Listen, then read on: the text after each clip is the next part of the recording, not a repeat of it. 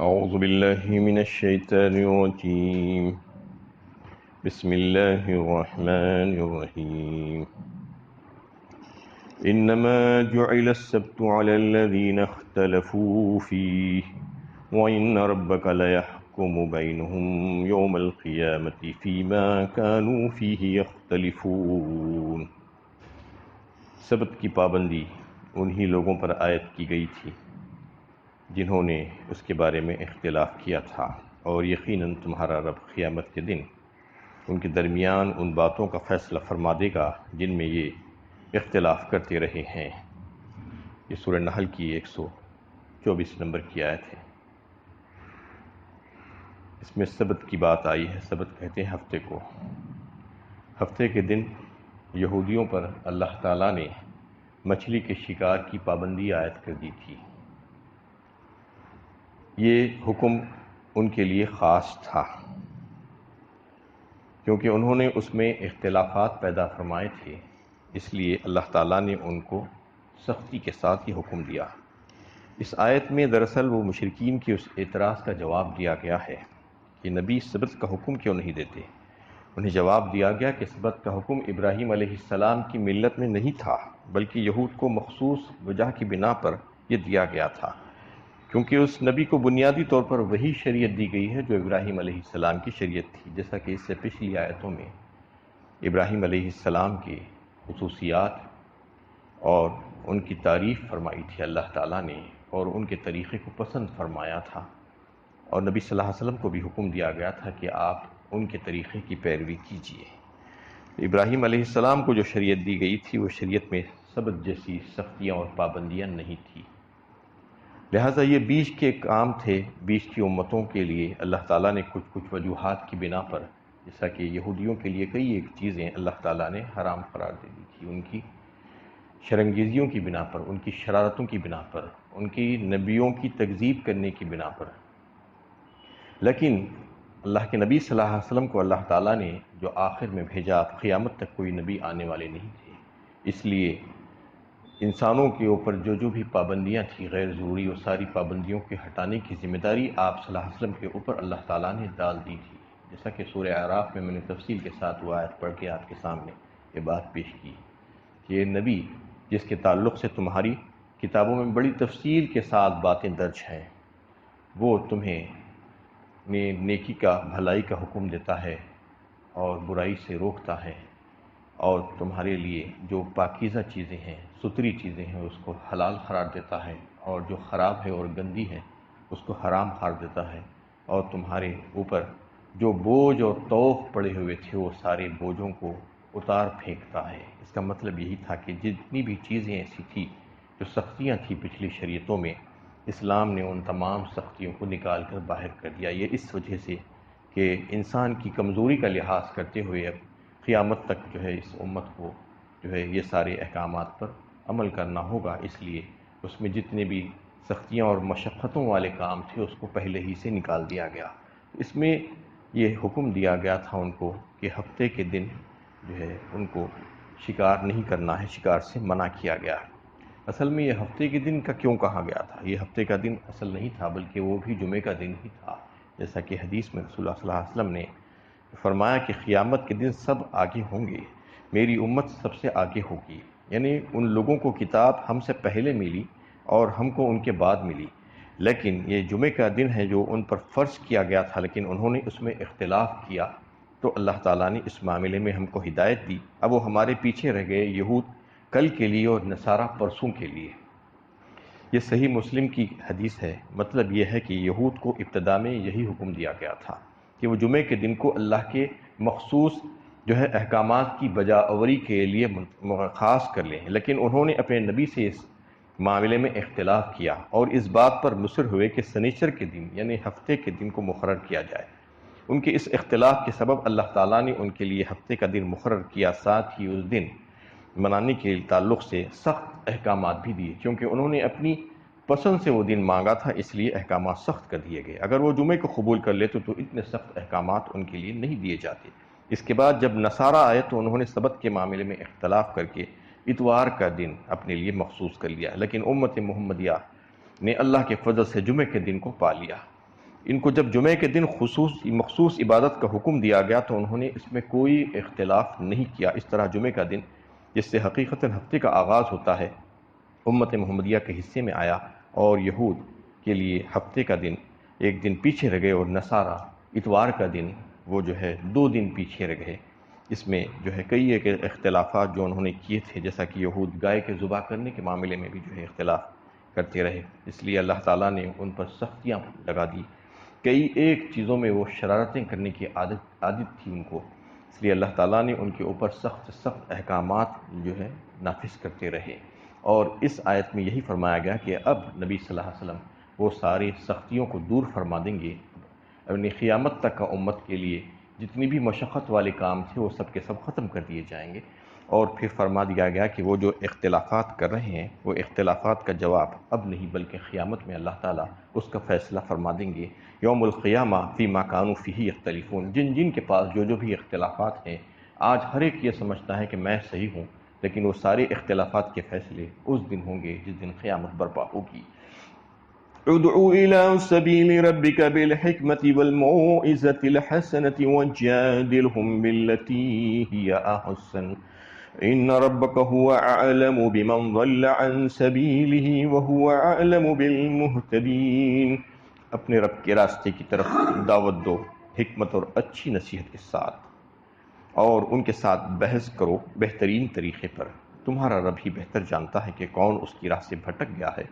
اور وہی بہتر جانتا ہے ہدایت پانے والوں کی۔ یہ 125 نمبر کی آیت انتہائی اہم ترین آیت ہے دعوت و تبلیغ سے متعلق۔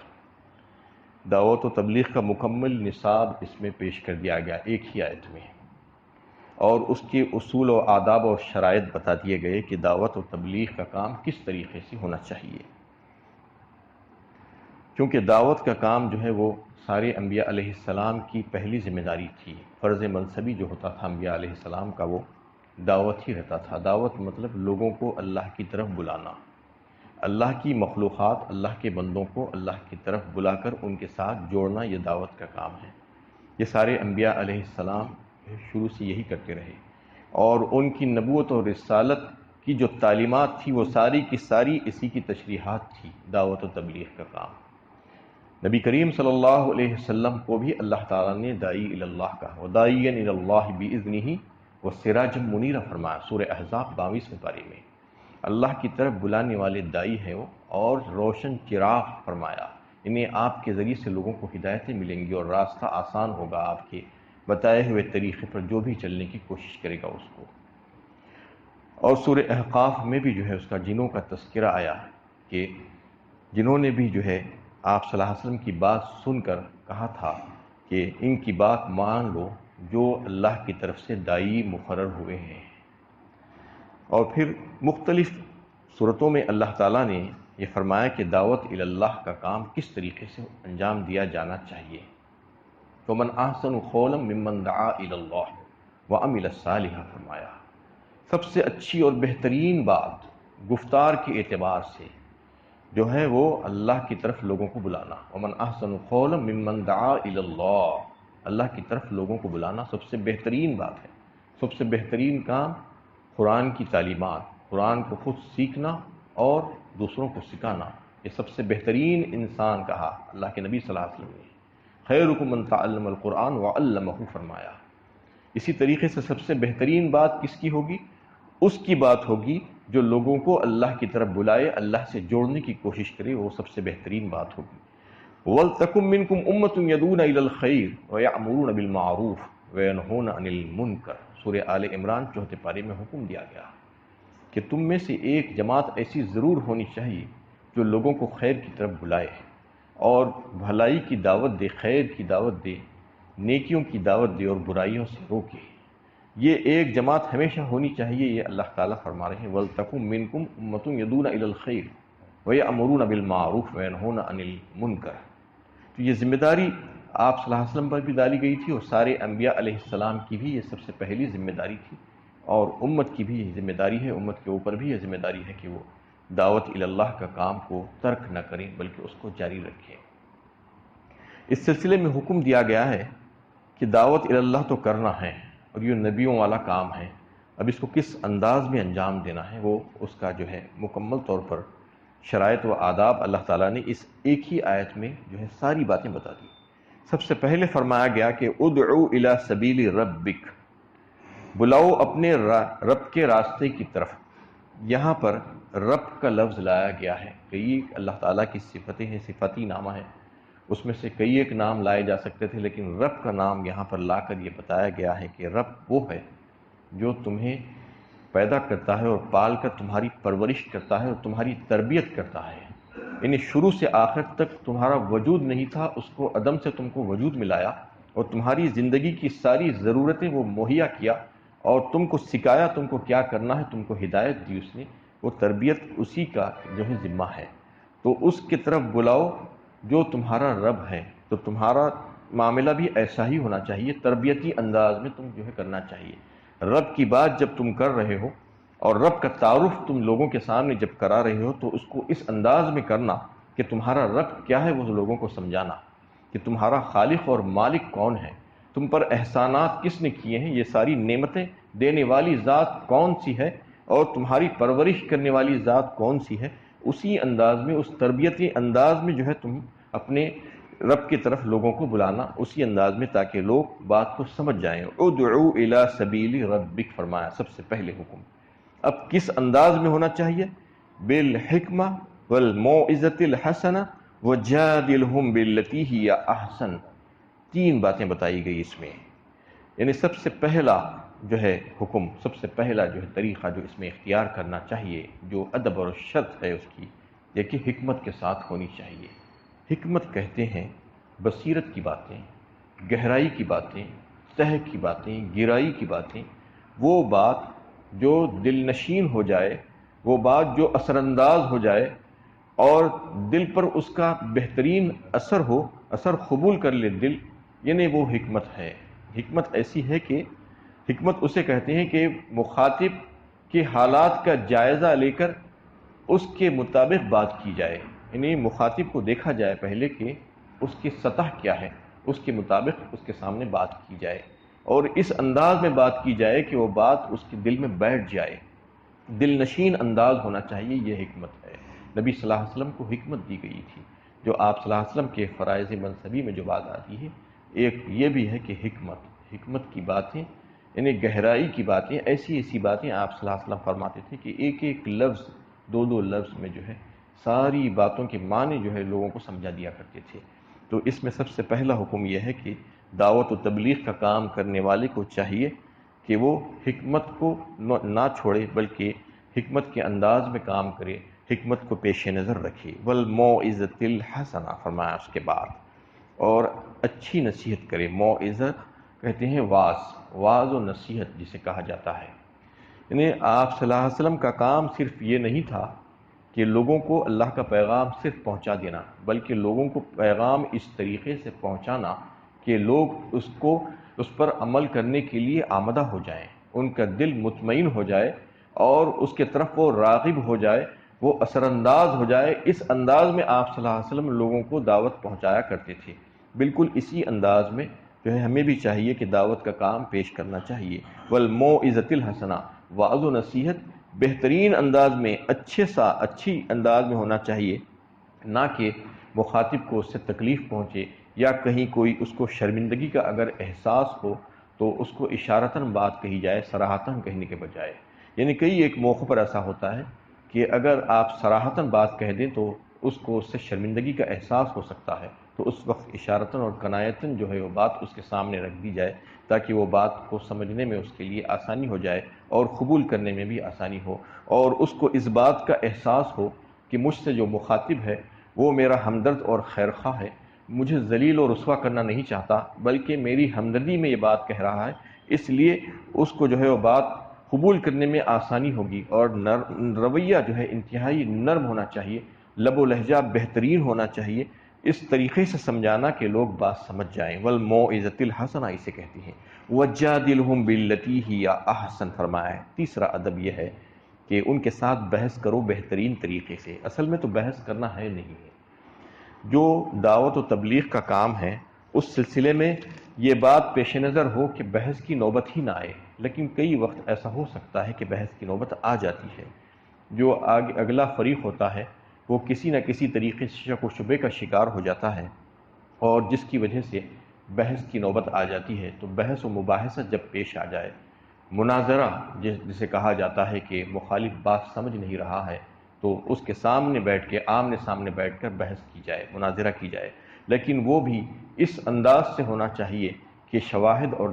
دلائل جو ہے بہترین انداز میں اس کے سامنے پیش کیا جائے، تاکہ وہ اس بات کو سمجھ جائے اور مطمئن ہو جائے اس کا دل، اور اس کو قبول کرنے کے لیے تیار ہو، نہ کہ جنگ و جدال کا ماحول پیدا کیا جائے۔ کہ دعوت و تبلیغ اصل ہے یہ کہ اللہ تعالیٰ کی طرف اس کے بندوں کو جوڑنا، اس کی مخلوقات کو اس کے قریب کرنا، اس کا تعارف کرانا۔ یہ کرانے کے بجائے اگر کوئی لڑائی جھگڑا شروع کر دے گا تو جو لوگ قریب آ رہے ہیں وہ لوگ ابھی دور ہو جائیں گے اس سے، اس لیے وہ ماحول پیدا ہی نہیں ہونا چاہیے۔ اور اگر کبھی ایسا موقع آ جائے تو پھر اس موقع پر جو ہے بڑے احسن طریقے سے، اچھے اور بہترین طریقے سے جو ہے اس کے طرف لوگوں کو لانے کی کوشش کرنا، اور اپنے پاس جو دلائل ہیں وہ حق کے دلائل ان کے سامنے اس انداز میں پیش کرنا کہ بات سمجھ میں آ جائے اور دل مطمئن ہو جائے۔ تو اس میں ان تین باتوں کی طرف کہا گیا کہ تین طریقے تمہارے لیے جو ہے یہ سودمند ہوں گے اور فائدہ مند ہوں گے۔ ان طریقوں کو جو ہے ان سب کو اختیار کرنا چاہیے جو دعوت و تبلیغ کے کام میں آگے بڑھتے ہیں۔ پہلا طریقہ تو یہی ہے کہ حکمت، یعنی ایسی باتیں جو عقل اور ذہن کو اپیل کرنے والی ہو، جس میں دلائل شامل ہو، جو انسان کی فطرت کے اندر راسخ ہے، نیز آثار کائنات سے استدلال بھی ہے۔ یہ طریقہ اہل دانش اور اصحاب فکر کے لیے زیادہ موزوں ہے۔ دوسرا طریقہ موعظت حسنہ کا ہے، یعنی دل کو اپیل کرنے والی اور اس انداز میں باتیں پیش کرنا تاکہ قلوب نصیحت کی باتیں قبول کرنے کے لیے تیار ہو جائے اور آمدہ ہو جائے۔ یہ واعظ گوئی نہیں بلکہ تعلیم و تربیت اور ارشاد و تذکیر کا ایک ذریعہ ہے۔ اس میں انبیائی تاریخ سے عبرت آموز باتیں پیش کرنا، موت کو یاد دلانا، آخرت کی جزا و سزا بیان کرنا، یہ چیزیں شامل ہیں۔ یہ کر کے اس کو جو ہے کسی طریقے سے راغب کرنا اور اپنے رب سے جوڑ دینے کی کوشش کرنا اور اپنے رب کی طرف اس کو بلا لینا۔ رہا تیسرا طریقہ جو جدال احسن کا ہے، جس کا مطلب یہ ہے کہ اگر بحث و مباحثے کی ضرورت ہو تو اس کو اختیار کیا جا سکتا ہے، بشرطے کہ بات کو پیش کرنے کا بہتر ڈھنگ اختیار کیا جائے، نہ کہ لڑائی جھگڑے کا ڈھنگ۔ یعنی کسی بات کو رد کیا جائے تو معقولیت کے ساتھ اس کا جواب دیا جائے اس کے اعتراض کا، اور اخلاقی حدود میں رہتے ہوئے مخاطب کے اوپر کیچڑ نہ اچھالا جائے اور اس کی دل شکنی والا معاملہ نہ ہو، اور اس کو کہیں پر کوئی شرمندگی کا احساس نہ پیدا ہو اور اس میں اشتعال نہ پیدا ہو۔ یہ اصل دعوت کو سمجھانے کا طریقہ ہے۔ ایسا اگر کیا جائے گا تو لوگ اس کے اوپر جو ہے آمدہ ہوں گے اس کو قبول کرنے کے لیے۔ دعوت کے اصل طریقے تو دو ہی ہیں جو اوپر بیان ہوئے۔ بحث و مباحثہ کا طریقہ ضرورتاً ہی اختیار کیا جائے، نہ کہ ہمیشہ، اور اس کی ضرورت وہاں ہوتی ہے جہاں مخاطب کی طرف سے اعتراضات، شبہات و شکوک جو پیدا ہو جاتی ہیں، یا کوئی باطل نظریہ و فلسفہ پیش کیا جا رہا ہو۔ قرآن میں اس کی متعدد مثالیں ملتی ہیں۔ مثال کے طور پر ابراہیم علیہ السلام کا جو ہے مجادلہ نمرود کے ساتھ جو پیش آیا تھا، اسی طریقے سے مشرکین بھی جو ہے اللہ کے نبی صلی اللہ علیہ وسلم کے ساتھ جو ہے کئی ایک اعتراضات کیے تھے۔ اس کی بات، اس کا جواب دینا ضروری تھا۔ وہ بحث و مباحثہ جب پیش آ جاتا ہے تو اس کو بھی بڑے اچھے اور احسن انداز میں جو ہے اس کو پیش کرنا چاہیے۔ کئی ایک موقعوں پر نبیوں کی تعلیمات کے سلسلے میں اللہ تعالیٰ نے قرآن میں کئی ایک واقعات بیان کی ہے کہ کیسی کیسی بےہودگیاں قوموں نے کی، کیسے جو ہے ان کے اوپر اعتراضات کیے۔ انا لنراک سفیہا کہا تو ہم تم کو جو ہے بیوقوف سمجھتے ہیں کہا، اور انکا لمجنون کہا، نعوذ باللہ، آپ صلی اللہ علیہ وسلم کو کہ ہم آپ کو جو ہے مجنون سمجھتے ہیں، آپ مجنون ہیں، نعوذ باللہ۔ ایسے کئی ایک اعتراضات کیے، لیکن نبیوں نے کبھی بھی ان کا جواب اسی انداز میں نہیں دیا، بلکہ یہ کہا کہ میں تو جو ہے اللہ کا رسول ہوں، اللہ تعالیٰ نے مجھے تمہاری ہدایت کے لیے بھیجا ہے۔ تو اسی انداز میں جو ہے جو کام کرے گا تو پھر اس کے لیے جو ہے جو مواقع ہیں وہ سامنے رہیں گے اور لوگ اس پر عمل کرنے کے لیے آمدہ ہو جائیں گے۔ اصل میں یہ جو ہے دعوت و تبلیغ کا کام آج امت جو چھوڑ کر بیٹھ گئی ہے، اسی کی وجہ سے آج نفرتیں پھیلی ہوئی ہیں۔ یعنی ساری دنیا میں آپ دیکھیے، ہمارے ملک میں بھی یہی حال چل رہا ہے، کیونکہ ہم نے اپنا حق ادا نہیں کیا۔ ہم کو جو اللہ تعالیٰ نے جو ہمارے اوپر جو ذمہ داری ڈالی تھی، جو کار نبوت کی جو سب سے پہلی ذمہ داری تھی، اب قیامت تک کوئی نبی آنے والی نہیں ہے، یہ ہم سب کی ذمہ داری ہے مشترکہ طور پر کہ ہم اپنی اپنی طاقت اور استطاعت کے مطابق اس میں حصہ لینے کی کوشش کریں اور لوگوں کو ان کے مالک، ان کے خالق سے پہچان کروائیں، اس کا تعارف کرائیں، اس کو بتائیں کہ ان کو یہ ساری چیزیں اور نعمتیں دینے والی ذات کون ہے، تم غور و فکر تو کرو اس میں۔ اگر ایسا کیا جائے گا تو نفرتیں خود بخود کم ہو جائیں گی، لیکن ہم نے اپنی ذمہ داری نہیں نبھائی، اس لیے وہ ہمارے پیچھے پڑ گئے، ہماری مخالفت میں بہت آگے نکل گئے۔ وَإِنْ عَاقَبْتُمْ فَعَاقِبُوا بِمِثْلِ مَا عُوقِبْتُمْ بِهِ وَلَئِنْ صَبَرْتُمْ لَهُوَ خَيْرٌ لِلصَّابِرِينَ، اور اگر تم بدلہ لو تو اتنا ہی لو جتنا تمہارے ساتھ کیا گیا ہے، اور اگر صبر کرو تو یقیناً یہ بات صبر کرنے والوں کے لیے بہتر ہے۔ وَاصْبِرْ وَمَا صَبْرُكَ إِلَّا بِاللَّهِ وَلَا تَحْزَنْ عَلَيْهِمْ وَلَا تَكُ فِي ضَيْقٍ مِّمَّا يَمْكُرُونَ، اور اے پیغمبر صلی اللہ علیہ وسلم صبر کرو، اور تمہارا صبر کرنا اللہ ہی کی توفیق سے ہے، اور ان لوگوں کے حال پر غم نہ کرو اور نہ ان کی چالوں سے دل تنگ ہو۔ اب اس آیت میں یہ کہہ دیا گیا کہ اس کا پس منظر یہ ہے کہ مکے میں مشرکین اہل ایمان پر نہایت سخت مظالم اٹھا رہے تھے۔ ان کا قصور اس کے سوا کچھ نہ تھا کہ وہ اپنی ضمیر کی آواز پر لبیک کہتے ہوئے خدائے واحد پر ایمان لائے تھے، جس کی وجہ سے ان کو تکالیف سہنی پڑ رہی تھی۔ وہ مٹھی بھر افراد تھے، ابھی یہ اس پوزیشن میں نہیں تھے کہ اجتماعی طور پر ان سے مقابلہ کر سکیں، اس لیے اللہ تعالیٰ نے ان کو طاقت استعمال کرنے سے روک رکھا تھا۔ ان حالات میں ان کو صبر کی تلقین دی گئی ہے، لیکن اس بات کی بھی اجازت دی گئی کہ اگر وہ ظالم سے بدلہ لینا چاہے تو برابری کا بدلہ لے سکتے ہیں، یعنی جتنی زیادتی تمہارے ساتھ کی گئی ہو بالکل اتنا ہی تم اس کے ساتھ کر سکتے ہو، اس سے آگے بڑھنے کی تمہیں ہرگز اجازت نہیں ہے۔ یہ چونکہ اسلام جو ہے ایک انصاف پسند مذہب ہے اور کہیں کسی کا حق نہ مارا جائے، اس لیے یہ آیت یہاں پر لائی گئی ہے اور کہا گیا ہے کہ وَإِنْ عَاقَبْتُمْ فَعَاقِبُوا بِمِثْلِ مَا عُوقِبْتُمْ بِهِ، جتنا تم کو ستایا گیا ہے، جتنی تمہاری حق تلفی کی گئی ہے اس کی تمہیں اجازت ہے، تم چاہو تو لے سکتے ہو، لیکن فوراً اس کے بعد فرما دیا کہ اگر تم صبر کر لو تو زیادہ بہتر ہے، لَهُوَ خَيْرٌ لِلصَّابِرِينَ، یعنی ایک تو مسئلے کے اعتبار سے حکم بتا دیا گیا کہ اگر تم چاہو تو وہ اختیار کر لو، لیکن اگر تم اس کے بجائے صبر کر لو گے، اس کو اللہ کے حال پر چھوڑ دو گے تو وہ زیادہ تمہارے لیے اچھا اور بہترین ہے۔ یہی طریقہ ہم کو اختیار کرنا چاہیے۔ اس سے یہ اصولی رہنمائی ملتی ہے کہ ایک غیر اسلامی سوسائٹی میں ایک مسلمان کے لیے خواہ و دائی ہی کیوں نہ ہو، اس بات کی اجازت ہے کہ وہ اینٹ کا جواب اینٹ سے دے سکتا ہے، پتھر سے نہیں۔ اینٹ کا جواب پتھر سے جو کہا جاتا ہے کہ بس زیادہ سے زیادہ اس کو اجازت اتنی ہے جتنا تم پر جو ہے ظلم کیا گیا ہے، اس پہ بھی اگر تم صبر کر لو تو تمہارے لیے زیادہ بہتر ہے۔ ان اللہ مع الذین اتقوا والذین هم محسنون، یہ سب سے آخری آیت ہے سورہ نحل کی۔ بلا شبہ اللہ ان لوگوں کے ساتھ ہے جنہوں نے تقوی اختیار کیا اور جو نیک کردار ہیں۔ آخر میں یہ فرما دیا گیا کہ بے شک اللہ تعالیٰ انہی کو پسند فرماتے ہیں اور انہی کے ساتھ اللہ تعالیٰ رہتے ہیں جو اللہ سے ڈر کر زندگی گزارتے ہیں، ہر مرحلے پر جو ہے اللہ کو یاد رکھتے ہیں اور اپنی زندگی کے سارے اعمال اور احوال کے وقت جو ہے ڈر کر زندگی گزارنا اپنا طریقہ کار بنا لیتے ہیں، اور جو نیک کردار ہیں تو پھر اللہ تعالیٰ ان کا اجر یقیناً ضائع نہیں کریں گے، اللہ تعالیٰ ان کے ساتھ ہے، یہ فرما دیا گیا۔ انشاءاللہ اب درس کا سلسلہ کل سے ملتوی کیا جاتا ہے، رمضان مبارک کی گوناگو مصروفیات کی وجہ سے اب اس کا سلسلہ رمضان کے بعد ہی شروع ہوگا، جب تک کہ آپ ہم سب کے لیے دعا کریں کہ اللہ تعالیٰ خیر و عافیت کے ساتھ، ایمان کے ساتھ سلامت رکھیں۔